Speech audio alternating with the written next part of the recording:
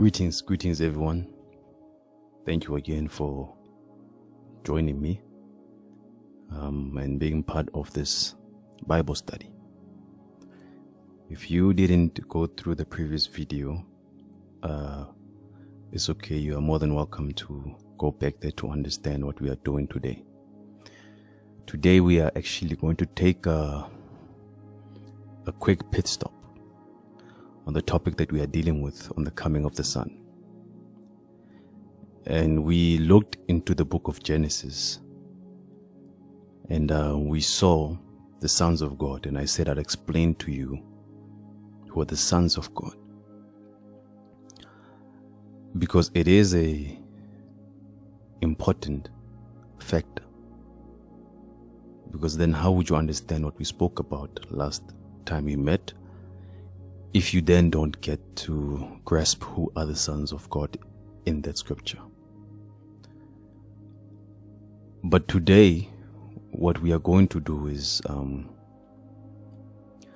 do our level best to make things clear. Only God can help us on this one. And I want, by the end, that you may feel comfortable in whatever you want to believe in when it concerns the sons of God in the book of Genesis, chapter 6. Today, what we are looking for is truth. We are purely going to be searching for truth. And one of the ways to really grasp truth or understanding, it is by watching consistency. We know scriptures have partners. The Old Covenant or the Old Testament and the New Testament, they both contain scriptures that can link to one another. And in the body, we do find ourselves linking scriptures differently. And then you get interpretations that seem to contradict themselves. And hence you see disputes amongst believers. I don't believe here is where we end the disputes. But I believe here is just to help people get to their own conclusion about some topics. And I like doing this because if I'm going to talk about a matter, I need to understand your side of the story, and I need you also to understand my side of the story. Why you understand what you understand, I'd have to go through what you went through to get to the point where I see your conclusion. And then you also have to have the same towards me. And in that way, we are capable of getting to a proper conclusion together that makes sense. And if not, we still have to have peace with one another. Okay. So we are going to just quickly go back to the scripture that we dealt with on the last video or on the last study. Genesis chapter 6 verse 1 to 4. In time when men began to multiply on earth and daughters were born. Let me quickly get my pen. All right. And daughters were born to them. So men began to multiply on earth. Look at the text, earth. All right, on earth. Daughters were born to them. So daughters were born to them. Who? To men. I know it looks stupid, but follow along with me. Daughters were born to them. The sons of God saw that the daughters of men were attractive, and they took wives for themselves, whomever they chose. And Adonai said, my spirit will not dwell with human beings forever, for they too are flesh.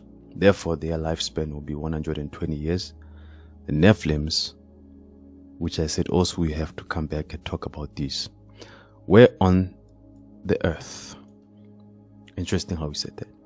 In those days. And also after. So after those days, they also still existed. Okay? When the sons of God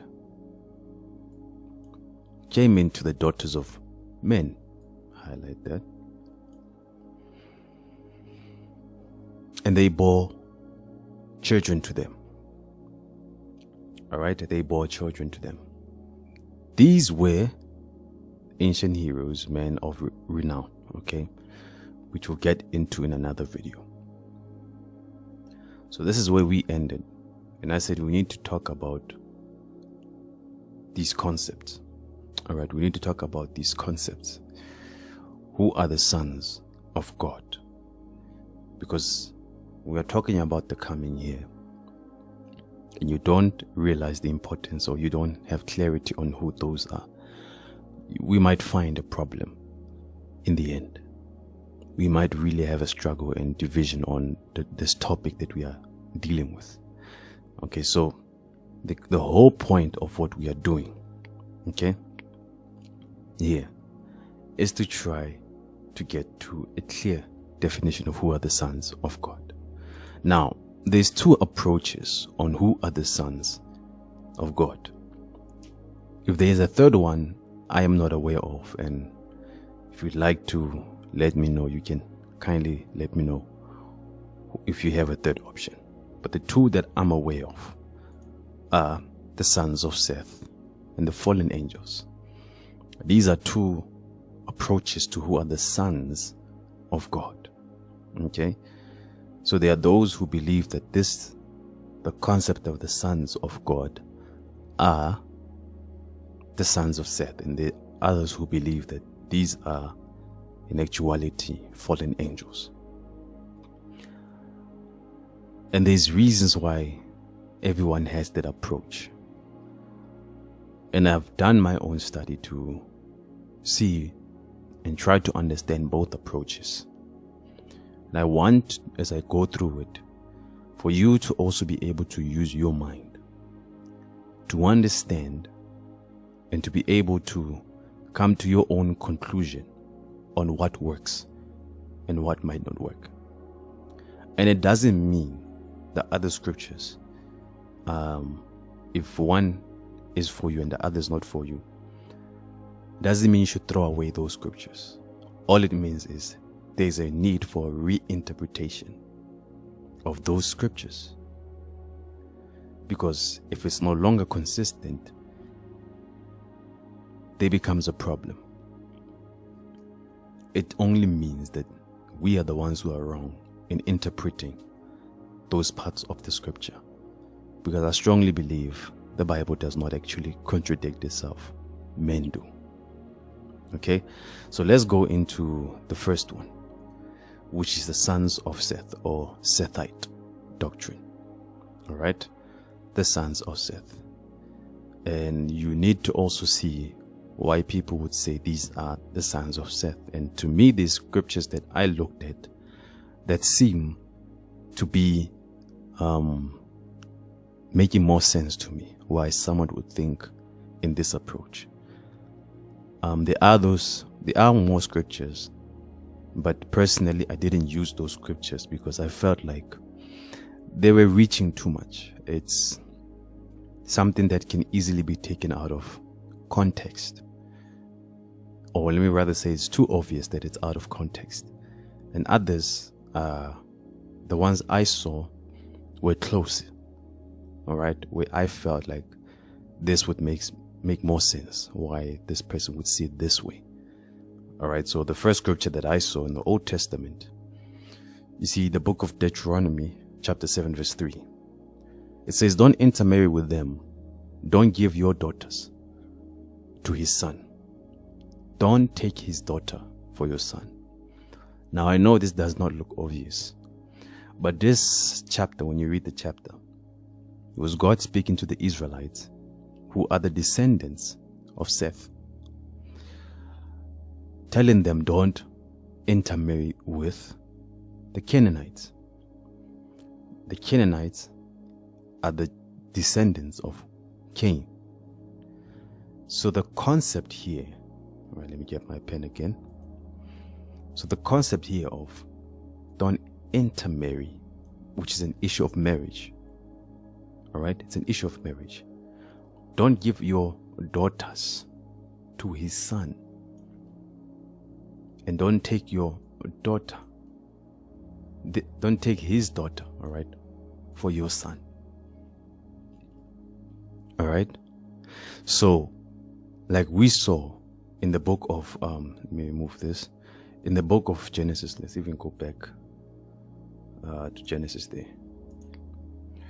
So in the book of Genesis, all right, here we are, where you see the issue here was the sons of God saw that the daughters of men were attractive and they took wives for themselves.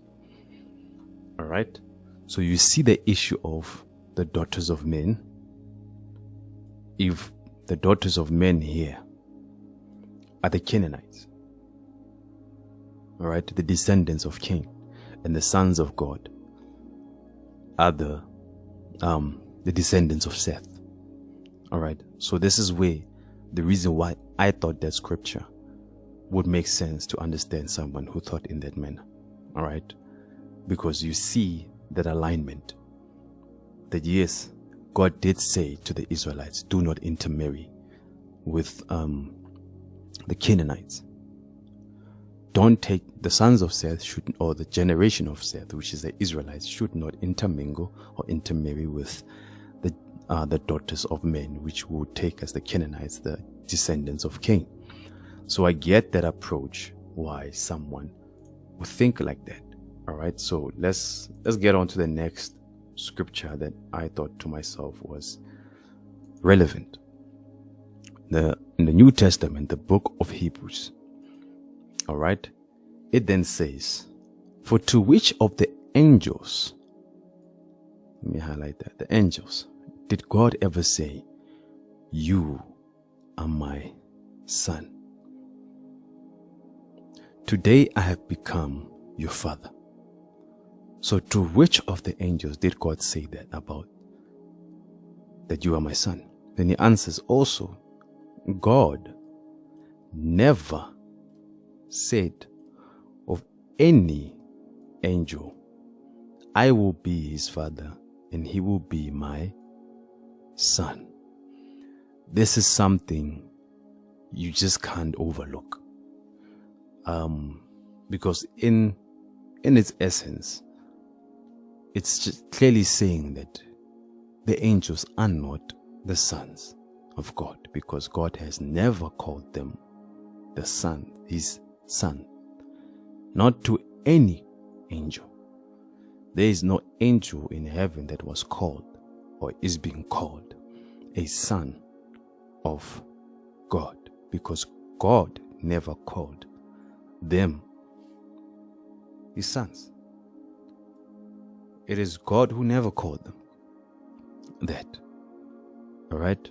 So you see that text and you go back to the book of Genesis, you then notice, okay, maybe the sons of God can't be angels because God never called them angels. You understand that? So I see where here those that believe this approach would come from. There are other scriptures that you can go into, all right? But I personally felt like those scriptures were too much of a reach. It was not necessarily something that I felt was, close to or in context, could fall in context with what we read in the book of Genesis. All right, so let's get on with the next approach, which is fallen angels. All right, there are those who believe that the sons of God, they are fallen angels. And you have to also understand why someone also will approach that. Not trying to make this video long, all right? Let's get on with it. All right, the book of Job chapter 1 from verse 6 to 7. All right, it says it happened one day that the sons of God came to serve Adonai, and among them came the adversary. All right, and Adonai asked the adversary, "Where are you coming from?" And the adversary answered Adonai, "From roaming through the earth." Why would I accept this in this approach? Because you see the text sons of God, which is also existent in the book of Genesis. And yes, you might come and say, oh, the book of the sons of Seth, the generation of Seth, were the ones who came to serve Adonai. All right? But then your problem would come where it gets to the point where God was asking the adversary or Satan, "Where are you coming from?" And Satan answered, "Roaming through the earth." So the location where this is taking place can't be earth, because here he is saying, "I came from earth." All right? His destination, where was it coming from? He was coming from earth. So it says all this is taking place not on earth, but somewhere else. All right? It's taking place not on earth, but somewhere except earth. So it's something that I felt was note to take. All right? So you can't tell me the Israelites or the sons of Seth were entering into heaven to come and, to serve. And then also Satan would walk amongst them into heaven. And then where did they go back to? You get me? Because this was happening in heaven. Now let's go on to the next verse that I felt was also relevant to what this approach would be. Jude chapter 1 verse 6. There's a New Testament. And the angels that did not keep within their original authority, but abandoned their proper sphere, he was kept in darkness, bound with everlasting chains for the judgment of the great day. So, now, this here, because in the book of Genesis, you might not see what happened with those angels. You don't see it. However, you might see this in the book of Enoch. All right? And I know some people don't classify that book as an important book. It's not part of scripture and all that. But yeah, you see its relevance in that state. Okay? And the reason why I say this, then, where do you find the partner of a scripture like this? All right? Where did it happen where you see angels did not keep their original authority but abandoned their proper sphere? Where then do you see it that this occurred? All right? Where you see an event like this happening. And the reason why I picked this scripture as something that I thought was also relevant is because there's another scripture in the New Testament that aligns with this very scripture. Okay? If you want to cancel what's happening in Genesis 6 and want to cancel what's happening in the book of Enoch, which I'd understand why you'd go that route as well. There's also a scripture in the New Testament that you'd also have to cancel, because the book of 2 Peter, let me grab my pen, 2 Peter chapter 2, okay, verse 4 to 5.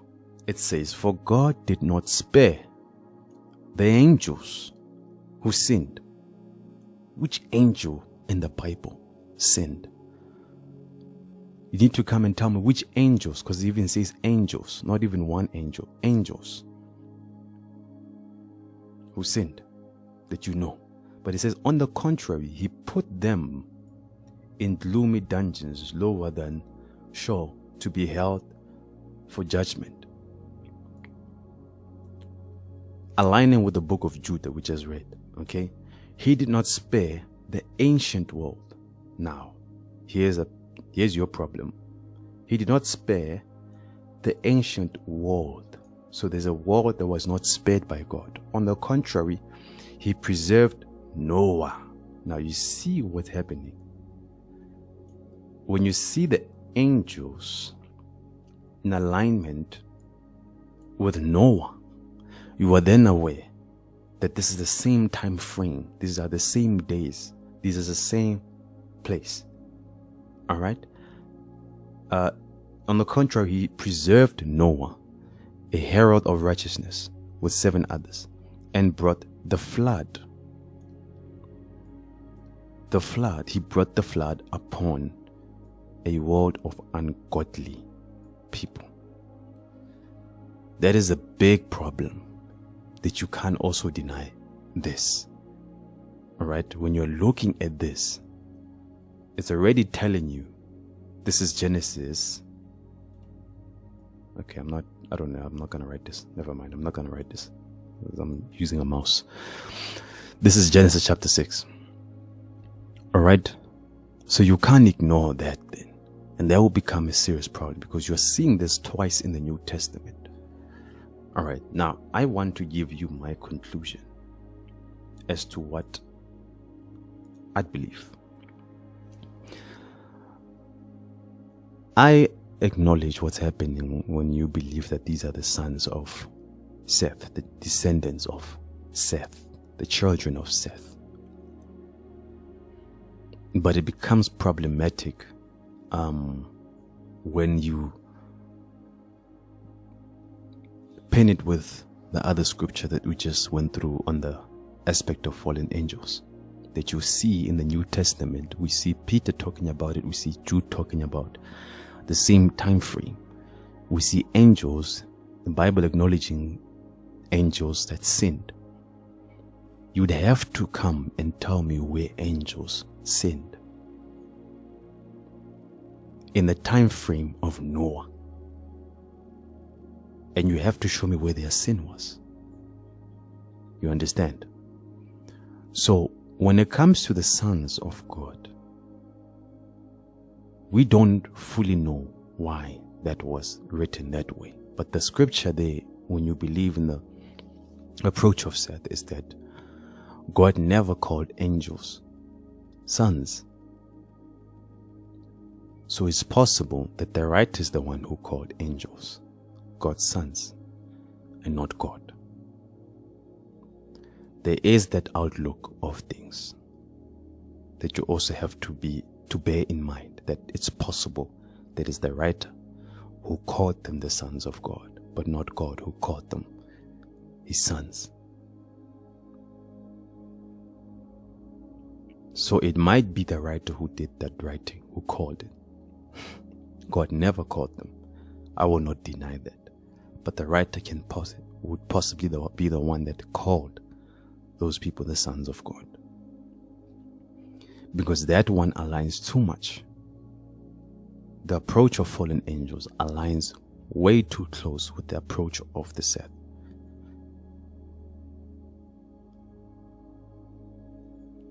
Then you have to tell me that the angels, they who sinned in the days of Noah,